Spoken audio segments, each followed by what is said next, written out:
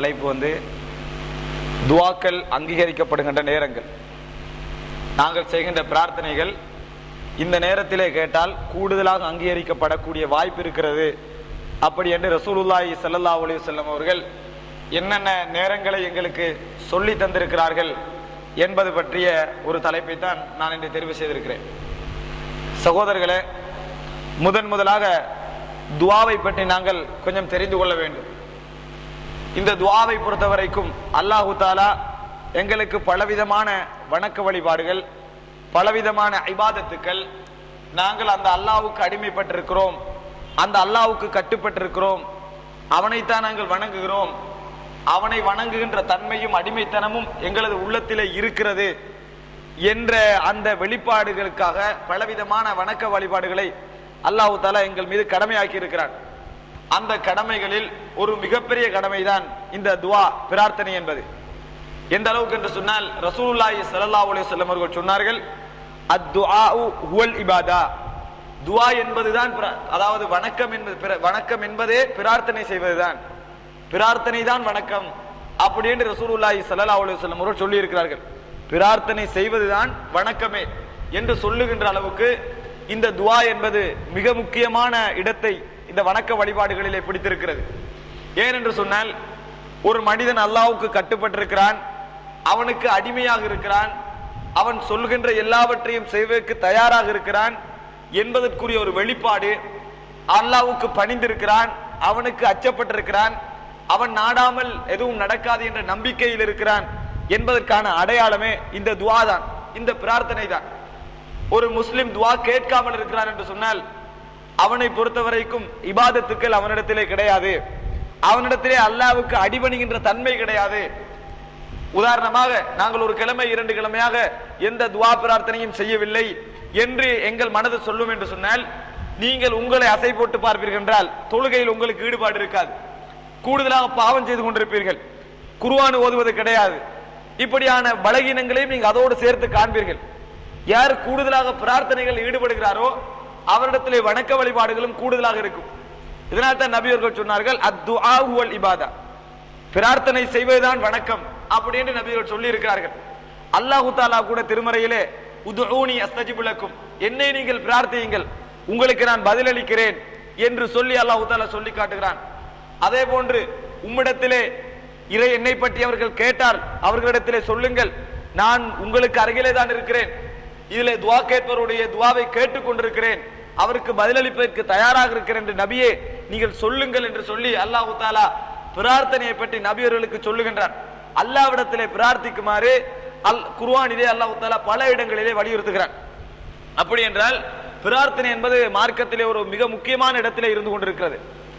மனிதர்களை பொறுத்த வரைக்கும் இந்த பிரார்த்தனையை 2 விதமாக நாங்கள் வகுத்து நோக்கலாம். ஒன்று, அதாவது அச்சத்திற்காக அல்லாமல், பயத்திற்காக அல்லாமல் கேட்க வேண்டும் என்ற கடமைப்பாட்டுக்காக கேட்பது. இன்னொன்று, கேட்டே ஆக வேண்டும் என்ற சூழலுக்குள் உள்ளாகி பிரார்த்தனை செய்வது.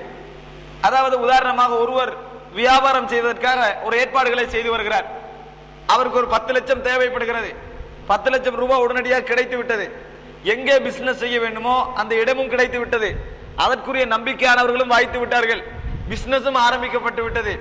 இந்த நேரத்தில் இந்த பிசினஸ் நல்ல முறையில் போய்கொண்டும் இருக்கிறது. இப்பொழுது இவர் துஆ கேட்பார், யா அல்லாஹ், இது நஷ்டங்கள் ஏற்படாமல் நல்ல முறையிலே இந்த துஆ நல்ல முறையிலே இந்த வியாபாரம் நடக்க வேண்டும் என்று பிரார்த்திப்பார். ஆனால் இந்த நேரத்தில் ஒரு ஈமான் உள்ளவன், ஒரு மார்க்கப்பட்டுள்ளவன், ஒரு தக்வா உள்ளவருடைய துஆ நிச்சயமாக ஒரு உருக்கமாக இருக்கும். ஆனால் பெரும்பாலானவர்கள் இந்த நேரத்திலே துஆ கேட்பது ஒரு சாதை துஆ கேட்டுக்கொள்ள வேண்டும், யா அல்லாஹ் இந்த பிசினஸ் தொடர்ந்து நன்றாக போக வேண்டும், முடிஞ்சுட்டு போக என்றால் ஆபத்து எதுவும் கிடையாது, கண் முன்னால் எந்த ஆபத்தும் கிடையாது, பிசினஸ்ல நஷ்டம் வந்தது கிடையாது, நடந்து கொண்டிருக்கிறது என்பதனால் சாதாரணமாக துஆவை அலட்சியப்படுத்தி விட்டு போவார்கள். ஆனால் உள்ளத்தோடு சம்பந்தப்பட்டு உருகி பிரார்த்திக்கின்ற நேரம் எது தெரியுமா? மனிதர்களுடைய உதவியால் இந்த பிரயோஜனம் எதுவும் கிடையாது, மனிதர்களுடைய உதவியால் எனக்கு எந்த பிரயோஜனம் இதில் கிடையாது, ஏதோ வேறொரு உதவி எனக்கு தேவை என்கின்ற ஒரு சூழல் வரும். உதாரணமாக, குழந்தை நோய்வாய்ப்பட்டு விட்டது, பல வைத்தியர்களை எல்லாம் சந்தித்து வந்து விட்டோம், எந்த குணமும் இல்லை என்கின்ற பொழுது துஆக்கள் என்ன செய்யும்? மனிதனிடத்தை இயல்பாகவே பிறக்கும், கூடுதலாக கையேந்துவார்கள், எழும்பாத நேரங்களில் எல்லாம் எழும்புவார்கள், அழுவார்கள். தர்மம் செய்வார்கள், நேர்ச்சை செய்வார்கள், அல்லாஹ்விடத்தில் அழுது பிரார்த்திப்பார்கள். ஏன்? இந்த நேரத்தில் அவனுக்கு அவன் உள்ளமே சொல்லுகிறது, இது ஒரு வேறொரு நாட்டம் ஒன்று இருந்தால் மாத்திரம்தான் என்னிடத்தில் இந்த துவா கபூலாகும்.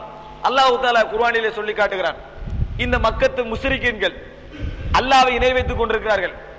கடலிலே பிரயாணம் செய்து அப்படியே காற்றலைகள் கட்டும் வேகமாக அடித்து அலைகள் மோதி வெள்ளப்பெருளையும் போல் வந்தால் உடனடியாக அல்லாஹ்வை தாவுல்லாஹ் முக்லிஸீன லஹுத்தீன, அல்லாஹ்வுடைய மார்க்கத்தை நம்பி அல்லாஹ்விடத்திலேயே பிரார்த்திப்பார்கள், இக்லாசுடன் பிரார்த்திப்பார்கள் என்று அல்லாஹ் தஆலா சொல்லுகிறான்.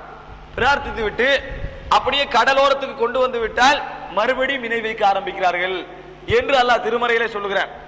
அப்படி என்றால் மனிதனுடைய சிந்தனை பாங்கு, சிந்தனை ஓட்டம் அப்படித்தான் இருந்து கொண்டிருக்கிறது. ஆபத்தான சூழல்கள், இக்கட்டான சூழல்கள் மாட்டிப்படுகின்ற பொழுது வேற எந்த மனிதனுடைய உதவியும் இதில் சரிவராது என்கின்ற நிலைமை வருகின்ற பொழுது அல்லாஹ்வை நாடுகிறான். ஆனால் உண்மையிலேயே நீங்கள் இபாதத்துடைய இன்பத்தை காண வேண்டும் என்றால் அன் தஅபுதல்லாஹ ஃபி ஷித்தத்தி வர்ரஹா, கஷ்டத்திலும் நீங்கள் அல்லாஹ்விடத்திலே பிரார்த்திக்க வேண்டும், செழிப்பிலும் நீங்கள் அல்லாஹ்விடத்திலே பிரார்த்திக்க வேண்டும் என்று நபி அவர்கள் சொல்கிறார்கள், வணங்க வேண்டும் என்று சொல்லி காட்டுகின்றார்கள். எனவே இந்த துவாவை பொறுத்த வரைக்கும் நாங்கள் எந்த நேரமும் நபி அவர்கள் ஒரு செருப்பு வாட அறந்தால் கூட அல்லாஹ்விடத்திலே பிரார்த்திப்பவர்களாக இருந்தார்கள். ஆனா நாங்கள் எப்படி துவா கேட்போம்? எதில் எங்களுக்கு முடியாத, உதாரணமாக ஒரு 5 லட்சம் இருக்கிறது, வேன் வாங்க வேண்டும், 10 லட்சம் தேவை என்றால் துவா கேட்போம், ஒரு 5 லட்சம் கிடைக்க வேண்டும் என்பதற்காக. ஆனால் செருப்பு வாட இருந்தால், ஒரு ஏதாவது ஒன்று காணாமல் போனால், அல்லது சாதாரண ஆடை கிழிந்து விட்டால் இதை தைக்க வேண்டும் என்று அல்லாஹ்விடத்தில் துவா கேட்பது கிடையாது. ஏன்? ஏழும் என்பதனால். எது நடுத்தரமாக இருக்கிறதோ அதைத்தான் பிரார்த்தனை செய்வது. இதுவரைக்கும் நாங்கள் பிரார்த்தனை செய்கின்ற பொழுது யாரும் யா அல்லாஹ் எனக்கு ஒரு விமானத்தை தா என்று பிரார்த்திப்பதில்லை. ஏன் காரணம்? எங்களால் முடியாத அனைத்தும் அல்லாஹ் எங்களுக்கு தரமாட்டான் என்னுடைய சிந்தனை எங்களிடத்தில் இருக்கிறது. விமானத்தை உதாரணத்துக்கு சொன்னேன், பல விஷயங்களிலே எங்களுக்கு அந்த சிந்தனை இருக்கிறது. யா அல்லாஹ் எங்களுக்கு ஒரு விமானத்தை தாண்டி கேட்பது கிடையாது, நாங்கள் சம்பாதித்து எங்கே விமானம் வாங்க போகிறோம் என்கின்ற சிந்தனை இருப்பதனால் அந்த பிரார்த்தனை செய்வதில்லை.